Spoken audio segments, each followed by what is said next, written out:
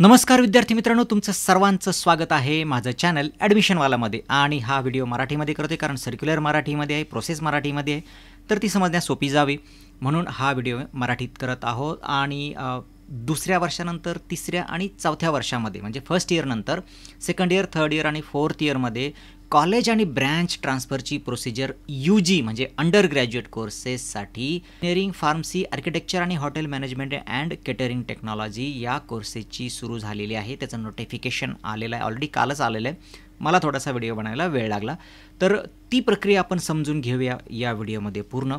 आणि चला करूया सुरुवात या व्हिडिओमध्ये.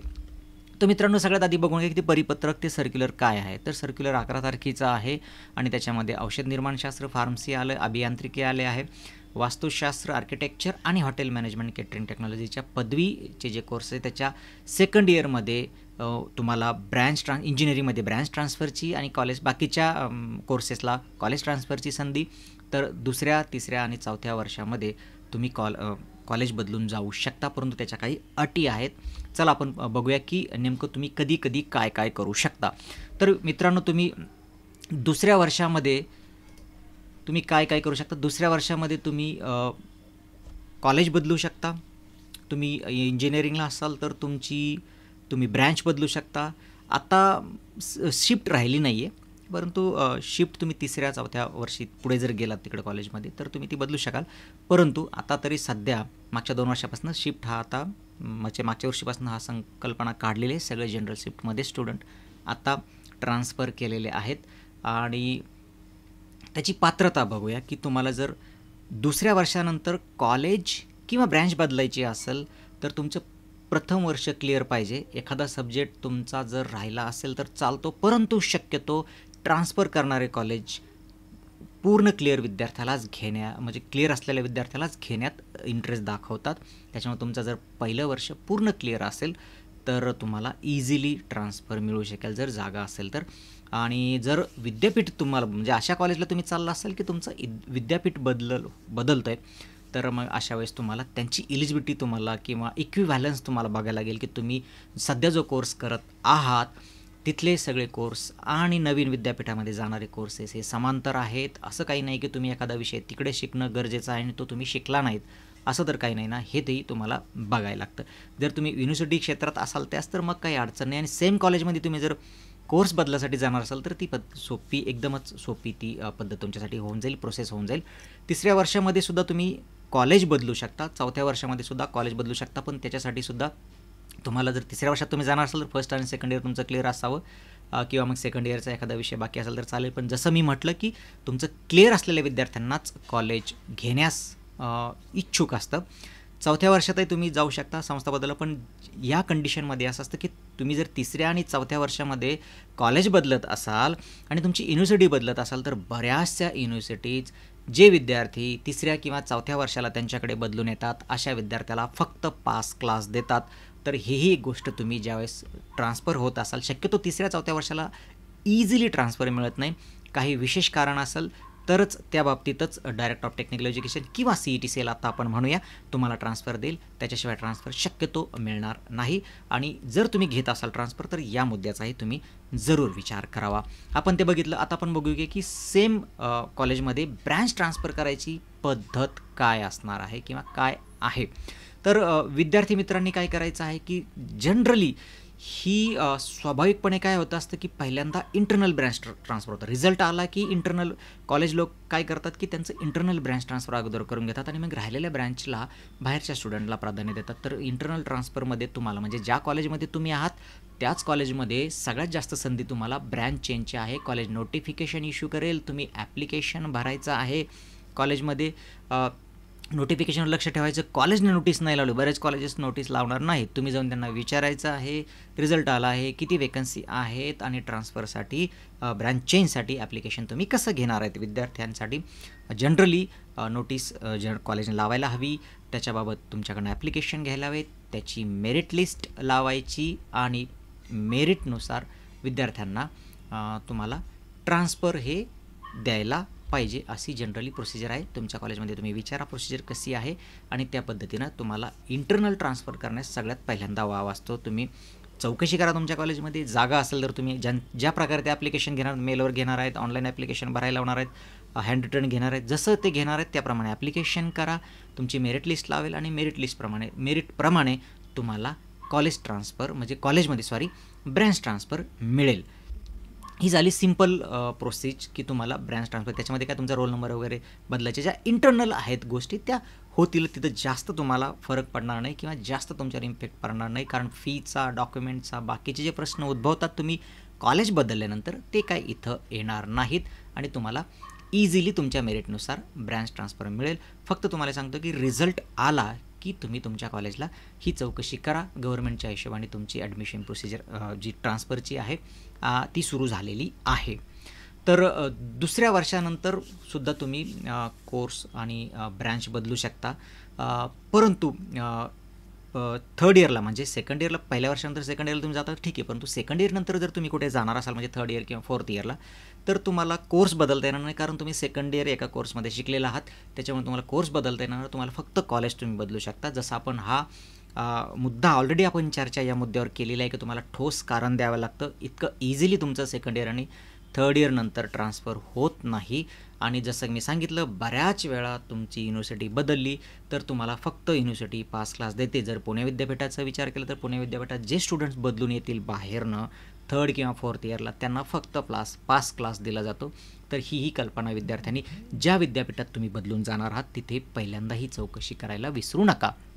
आता दुसरं आहे की मग आता कॉलेज आणि ब्रँच ट्रान्सफरची प्रोसेस ही कशी आहे. तर विद्यार्थी मित्रांनो, सगळ्यात पहिल्यांदा तुम्हाला मी सांगेल की तुम्हाला ज्या कॉलेजला जायचं, तुम्ही आयडेंटिफाय केले असेल कॉलेज, ते आयडेंटिफाय करा तुम्ही कॉलेज. त्या कॉलेजला रिझल्ट लागला की त्या कॉलेजच्या संपर्कात राहा. त्या कॉलेजला विचारा की तुमच्याकडे व्हेकन्सी आहे का, मला या ब्रँचमध्ये मी इंटरेस्टेड आहे किंवा माझ्या सेम ब्रँचमध्ये पण मला तुमच्या कॉलेजमध्ये यायला मी इंटरेस्टेड आहेत. ते जर रेडी असतील, त्यांच्याकडे जर व्हेकन्सी असेल तर त्यांच्याकडून NOC घेण्याचा प्रयत्न करा. जर त्या कॉलेजने तुम्हाला NOC दिली तर तुमचं अर्धं काम तिथे झालेलं आहे. सगळ्यात मोठा प्रश्न आता आहे की तुम्ही सध्या जिथे शिकत आहात, बऱ्याच वेळेस ते कॉलेज तुम्हाला सोडायला तयार नसतं. बऱ्याच विद्यार्थ्यांच्या समस्या गेल्या काही वर्षापासून आहेत की त्यांना जे ते सध्या कॉलेजमध्ये शिकत आहात ते त्यांना NOC देत नाहीत. जर तुम्हाला तुमच्या सध्या शिकत असलेल्या कॉलेजने तुम्ही त्यांना इंटिमेशन द्या, त्यांना तुम्ही विचारा, ते NOC द्यायला रेडी असतील. जिथे तुम्ही जाणार आहात ते जर NOC द्यायला तयार असतील तर तुमचं काम एकदम सोपं होऊन जाईल. तुम्हाला त्यांच्याकडनं NOC घ्यायची आहे. नंतर तुम्ही जिथे शिकत आहात त्या कॉलेजकडनं NOC घ्यायची. जो विहित नमुन्यात फॉर्म दिलेला आहे तो फॉर्म पूर्ण तुम्हाला भरायचा आहे. त्याच्यासोबत तुम्हाला रिक्वायर्ड डॉक्युमेंट अटॅच करायचे आहेत आणि ते तुम्हाला कुठे द्यायचे आहेत, ज्या कॉलेजला तुम्ही ट्रान्सफर होऊन जाणार आहात त्या कॉलेजला तो परिपूर्ण भरलेला फॉर्म सबमिट करायचा आहे.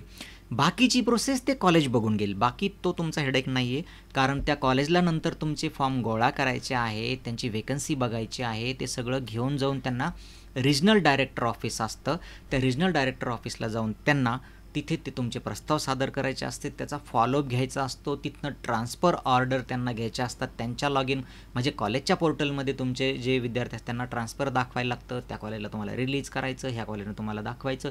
ही सगळी इंटरनल प्रोसेस ते लोक करतात. तुम्हाला ह्या गोष्टीची काही घेणं देणं नसतं.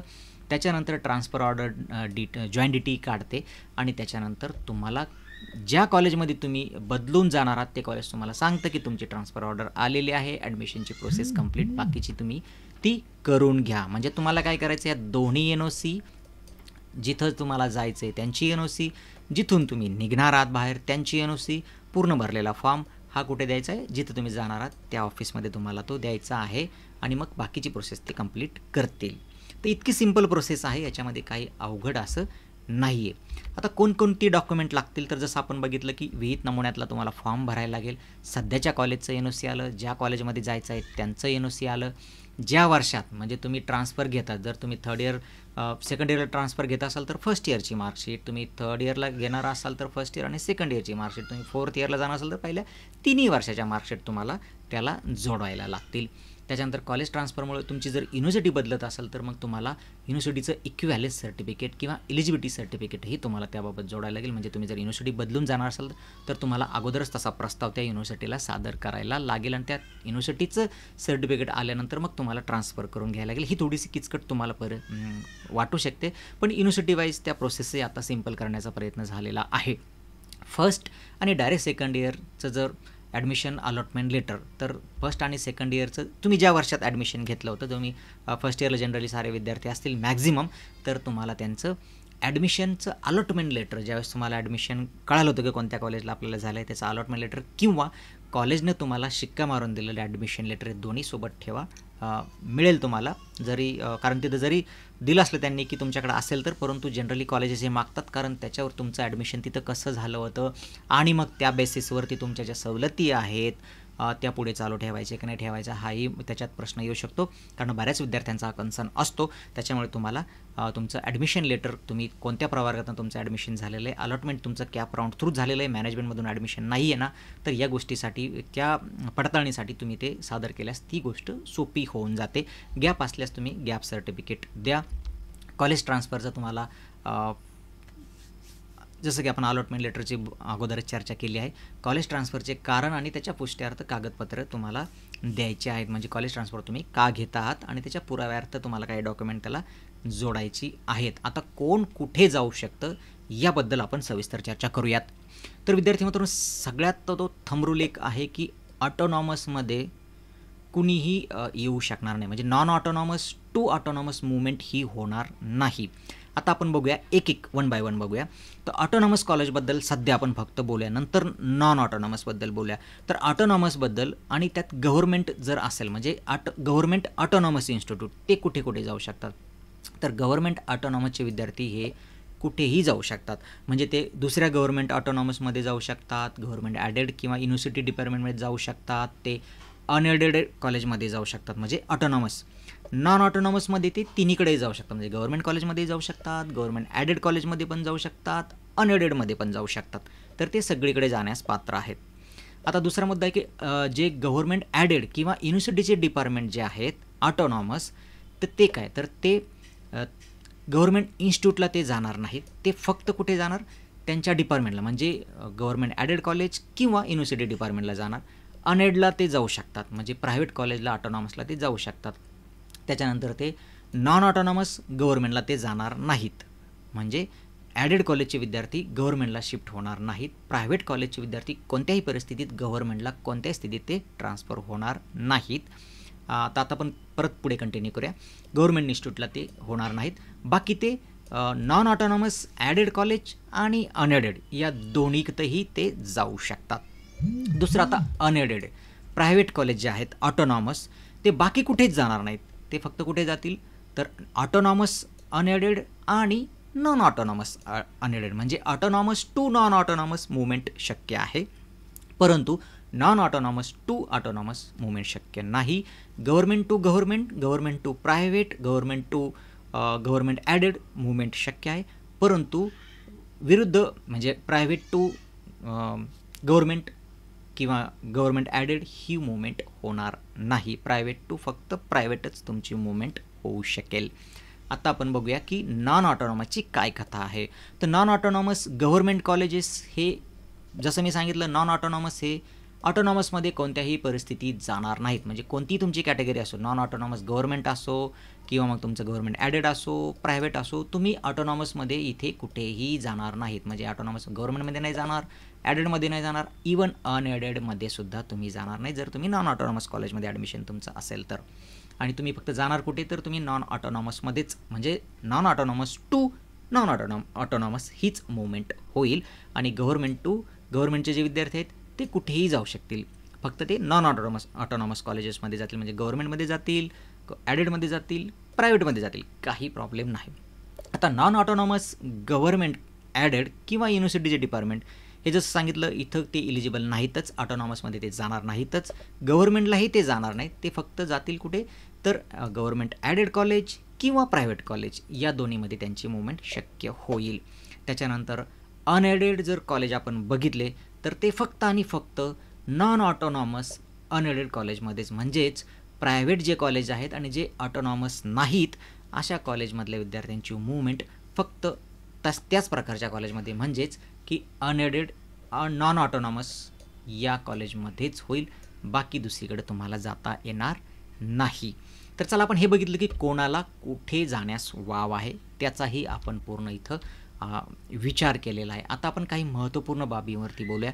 तर सगळ्यात महत्त्वाचा प्रॉब्लेम हा आहे की तुम्ही जर कॉलेज सोडून जाणार असाल तर त्यांच्याकडून तुमचे डॉक्युमेंट परत घेण्याची जबाबदारी तुमच्यावर टाकलेली आहे. तुम्ही तुमचे डॉक्युमेंट त्यांच्याकडनं घ्यायचे. फीबाबत ही जबाबदारी तुमच्यावरतीच आहे. जुन्या कॉलेजमधून फी परत घ्यायची, ते देणार नाही देणार. नवीन कॉलेजमध्ये तर तुम्हाला फी भरायचीच आहे आणि या सगळ्याची तजवीज ही तुम्हालाच करायची आहे. त्यामध्ये डी-टी कसलाही इंटरफेअर करणार नाही. सगळ्यांनी लक्षात घ्या, पी-जी कोर्सेससाठी ट्रान्सफर लागू होत नाही. 2च वर्षाचा कोर्स जनरली आहे, तर ते ट्रान्सफर त्याच्यासाठी पी-जी कोर्सेससाठी ही प्रोसेस लागू नाही. तुम्ही ॲप्लिकेशन जिथे ट्रान्सफर घेणार आहात तिथे सबमिट करा. आपण याबद्दल ऑलरेडी बोललेलं आहे. ते बाकीची प्रोसेस ते करतीलच. आणि असा पण एक मुद्दा ह्याच्यामध्ये आहे की ट्रान्सफर प्रोसेसचं जे टाईम टेबल दिलेलं आहे त्याच्या आत जर तुमचा रिझल्ट आला नाही तर तुम्हाला ट्रान्सफर मिळणार नाही. तुम्ही ट्रान्सफरसाठी इलिजिबल असणार नाही. परंतु जनरली सगळ्या विद्यापीठांचे रिझल्ट, ऑटोनॉमस कॉलेजेसचे रिझल्ट आल्यानंतर जनरली प्रोसेस संपते. परंतु तरी तुम्ही तुमच्या कॉलेजला विचारून घ्या की ही प्रोसेस कधीपर्यंत चालणार आहे.